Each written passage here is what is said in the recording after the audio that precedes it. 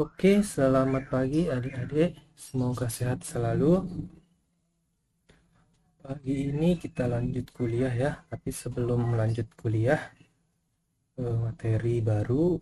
Ini masih materi lama. Kemarin ada temennya yang nanyain bagaimana Pak cara bikin diagram blok itu. Nah, hubungannya apa sih sama rangkaian itu? Nah, itu ya adik-adik ya.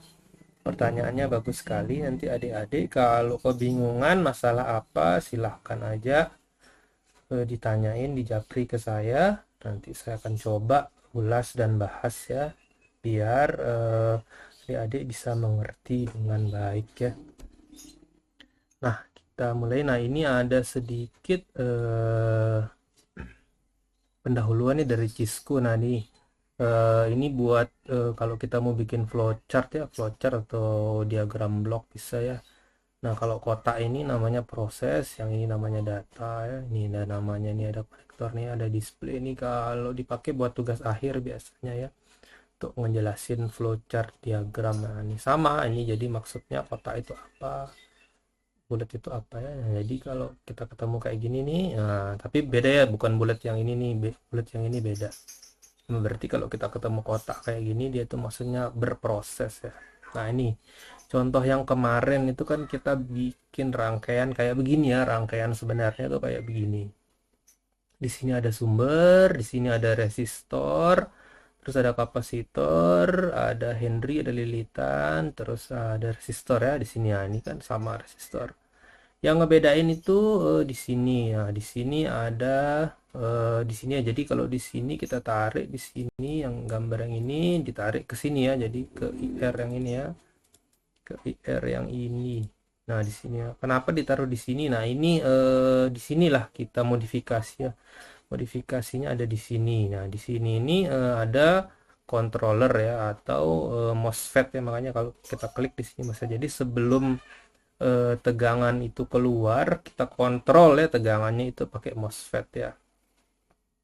MOSFET itu apa Pak? Nah, MOSFET itu keran ya, keran. Nah, keran, jadi kalau adik-adik punya keran, apa, punya keran di tempat mandi kalian ya, nah itu keran. Nah, MOSFET itu kayak keran fungsinya, jadi dia membuka tutup tegangan. Tapi kalau di sini kan variabelnya tegangan sama arus ya, jadi dia membuka tutup tegangan dan arus. Nah, jadi di sini nih, itulah gunanya MOSFET. Nah, sama seperti keran listrik ya, jadi dia menutup dan membuka tegangan yang mengatur. Ada regulator juga fungsinya ya, ada sebagai regulator, ada sebagai switch ya, tergantung dari jenisnya. Nanti adik-adik bisa cari datasheetnya ya.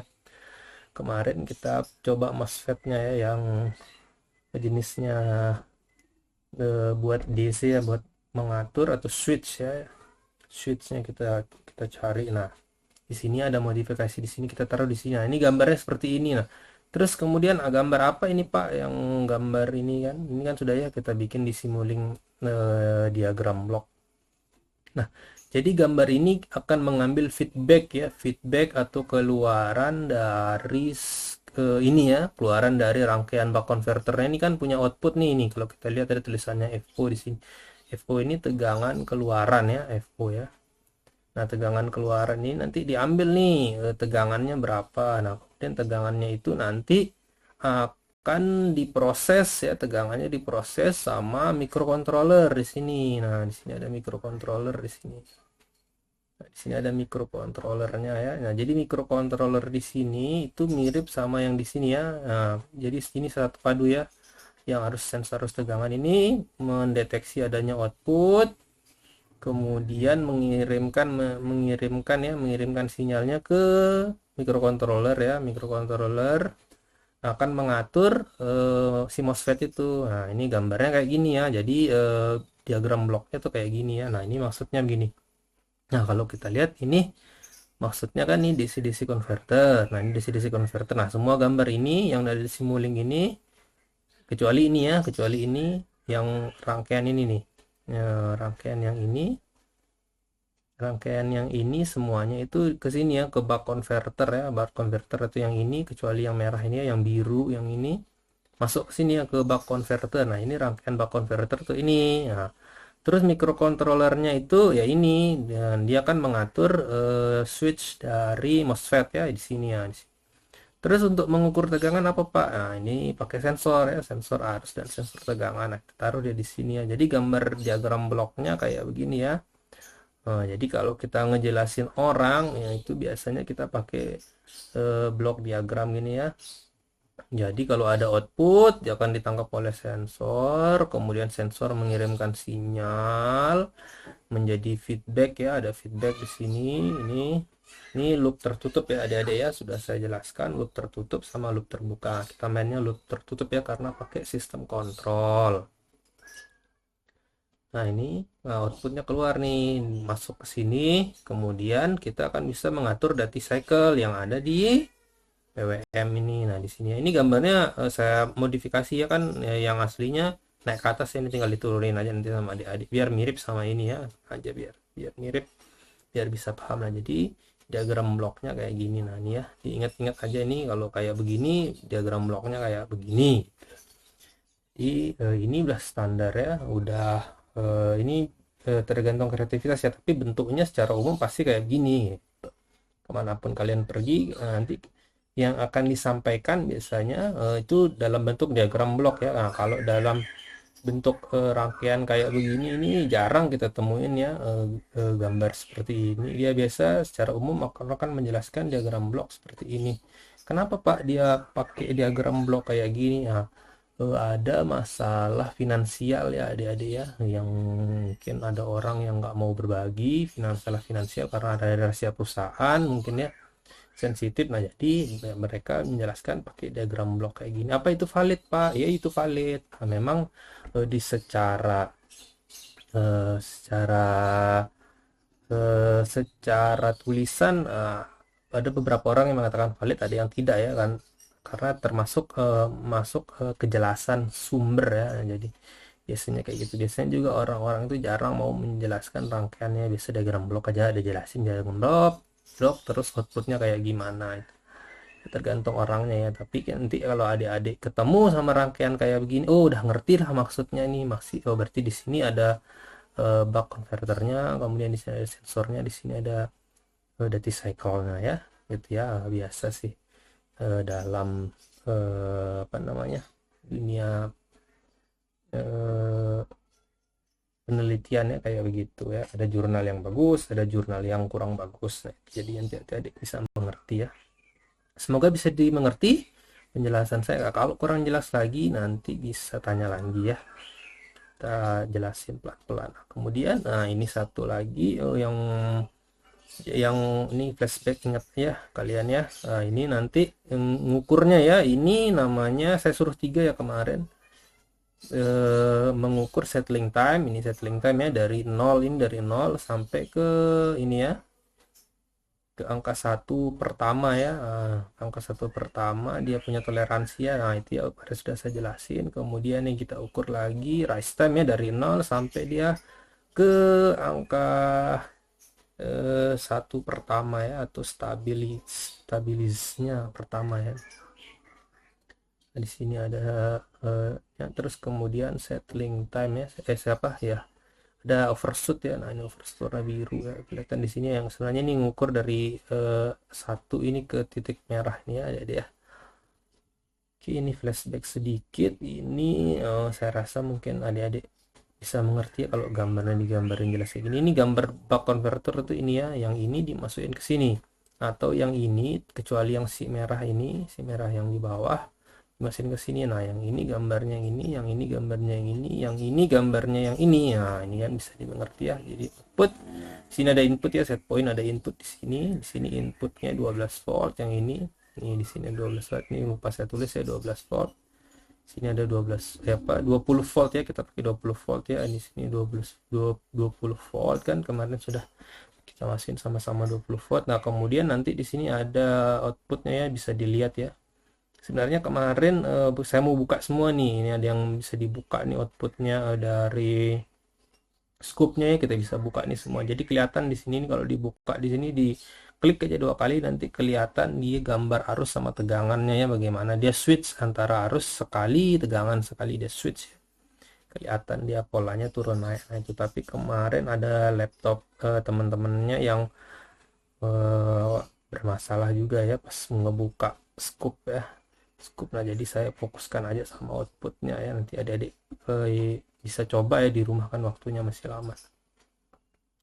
Oke, mungkin sekilas ini aja dulu. Nah kita lanjut ke ini ya, materi selanjutnya ini tentang sensor dan transducer ya. Sensor dan transducer ini saya ambil kuliah UBRA ya, Universitas Brawijaya, ambil dari temen ya, ada yang jadi dosen di sana ya, ini ada temen dulu untuk kuliah ya. Nah ini sensor dan transducer ya. Nah kenapa belajar sensor dan transducer Pak? Karena kita sudah masuk materi mengukur ya, mengukur. Di sini ada unsur sensor dan tegangan. Nah, jadi saya mau coba sedikit aja bahas sensor dan transducer. Nah, beda ya antara sensor dan transducer. Nah, sensor itu sendiri kalau kita lihat ke manusia ya, manusia itu punya banyak sensor di dalam tubuhnya ya. Di dalam kulit sendiri adalah sensor yang paling eh, paling banyak ya melapisi tubuh manusia, kulit ya, semua bagian tubuh kita dilapisi kulit. Mata juga sensor ya, sensor ada sensornya, banyak sensornya. Nah transducer itu apa sih Pak? Transducer itu dia nanti membawa ya, membawa perubahan ya, membawa, misalnya sensor itu mendeteksi, nah dibawa sinyalnya itu sama transducer. Nah itu transducer ya, sebenarnya secara mudahnya memahaminya seperti itu ya. Nah, kalau bahasa buku ya seperti ini ya, sensor suatu peralatan yang bisa mendeteksi gejala atau sinyal-sinyal yang berasal dari perubahan energi listrik ya. Ini ada, dia jadi bisa mendeteksi 7 besaran fisika ya kita bilang ya. Ini ada ya, energi-energi dia bisa mendeteksi. Nah contohnya apa nih Pak? Sensor. Nah, sensor kalau kita bisa lihat, ini ada penglihatannya, ada kulit yang di tubuh manusia, pendengaran, sensor peraba ya, indera peraba kita, kemudian yang LDR ya, Light Dependent Resistant, ini yang memanfaatkan perubahan resistansi ya, biasanya ini sebagai sensor cahaya dan lain-lainnya. Nah, kalau transducer itu tadi sudah saya jelasin ya, alat yang digerakkan oleh suatu energi ke sebuah sistem transmisi dan menyalurkan energi dalam bentuk yang sama atau dalam bentuk yang lain ya. Jadi misalnya kalau kita mendeteksi benda, kita, kalau kita bisa bilang dia bisa mengubah, misalnya dia bawa si sinyal itu misalnya tegangan ya. Nah, itu dia masih sifatnya transducer.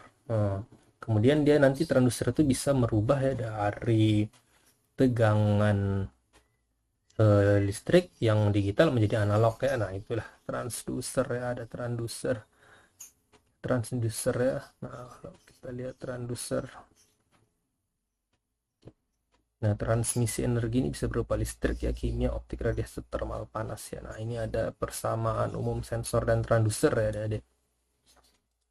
Persamaan umum sensor dan transducer ini mempunyai dua, tiga ya, tiga ya, tiga tiga tiga standar apa, syarat khusus dikatakan si sensor itu, sensor dan transducer itu dikatakan mempunyai kinerja yang baik. Kinerja itu adik-adik mungkin tahu ya, kalau kinerja itu misalnya dia termasuk durability di sana, ketahanan, terus sensitivitasnya tetap bagus ya, walaupun dipakai lama gitu, tapi tetap si sensornya itu tetap bisa berperan sebagaimana waktu dibeli gitu ya. Itu sensor yang bagus ya. Jadi ada namanya linearitas ya. Nah ini pertama, yang namanya linearitas tuh sebenarnya linearitas tuh secara sederhana, misalnya kalau kita tekan kulit kita kan, tekan kulit kita kalau ditekan pelan kan pelan juga apa rasa di tubuh kita atau ngirim sinyalnya. Kalau tapi semakin keras ditekan kan begitu, dia akan semakin terasa ya dalam otak kita. Nah itu linearitas ya, jadi semakin tinggi perubahan, nah kayak gini ya, jadi semakin tinggi temperatur dah ya, jadi keluaran outputnya juga semakin besar ya, linearitas. Nah ini kalau yang non linear ini ya, nah, non linear itu dia tetap meningkat tapi polanya itu tidak eh, tidak linear ya, tidak lurus seperti ini ya, dia non linear tapi tetap dikatakan sensor itu bagus ya. Ini beda lagi analisisnya ya kalau yang non linear ini ya. Non linear nih contohnya apa Pak? Saraf manusia sendiri itu termasuk ke salah satu sensor yang memberikan non linear ya. Kalau adik-adik mau belajar non linear itu ada yang sedang sekarang booming namanya artificial intelligence ya, AI ini namanya ya. Sensor non linear dikontrol apa itu Pak? Itu kontrol juga, aplikasi kontrol itu artificial intelligence itu kontrol juga. Pokoknya yang berhubungan dengan kontrol, nah masuklah kuliah ini. Kemudian PID itu kontrolnya linear ya, dia klasik kontrolnya. Untuk yang lebih advance lagi ada predictive control ya, ada dia. Nah ini. Kemudian ada sensitivitas ya, tadi seperti saya jelasin dia punya sensitivitas yang bagus ya. Jadi dia mengalami perubahan, misalnya kita tekan suatu kulit ya, dia berubah nggak sensitivitasnya, itu ya tingkat sensitif kepekaan ya terhadap sesuatu ya, kepekaan terhadap sesuatu ya bagus nggak sensitivitasnya. Kemudian tanggapan waktu, nah ini tanggapan waktu ini durability ya, larinya ke durability, apakah si sensor itu punya batas waktu atau ambang batas, misalnya kegunaannya. Kan sensor yang bagus itu dia punya durability panjang, makanya sensor yang bagus itu harganya cenderung mahal ya, berbeda sama sensor-sensor yang murah ya, dia emang dipakai buat sekedar belajar, sekedar tahu konsep si sensor itu apa. Tapi kalau kita di dunia industri, harus sensor itu selain punya sensitivitas tinggi, dia juga harus mempunyai durability, tanggapan waktu yang sangat baik. Dia ingat ya, 3 parameter yang dikatakan bahwa sensor dan transducer itu dikatakan bagus ya, ini ya, 3 parameter. Nah ini untuk klasifikasi sensor nih mungkin saya lanjutkan besok aja ya, sekarang sekedar refreshing aja tentang ini. Nah ini ya, semoga bisa mengerti adik-adik ya. Tetap jaga kesehatan. Kalau ada pertanyaan silakan di Japri. Ada yang mau minta tentang kontrol apa bisa ditanya ya, walaupun keluar sedikit dari materi ya, tentang aplikasinya nanti saya coba bisa ngulas ya adik-adik ya, karena menurut saya kalau aplikasi adik-adik lebih semangat. Oke, mungkin sekian dulu, jaga kesehatan, selamat pagi.